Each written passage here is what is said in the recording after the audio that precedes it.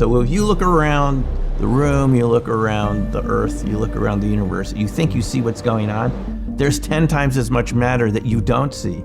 That means that we're interacting with something all the time. It's probably absolutely critical to biological life to have this energy source from relic neutrinos. There's actually more to it than that, because we emit the same wavelengths, again, from our body, from biological interactions.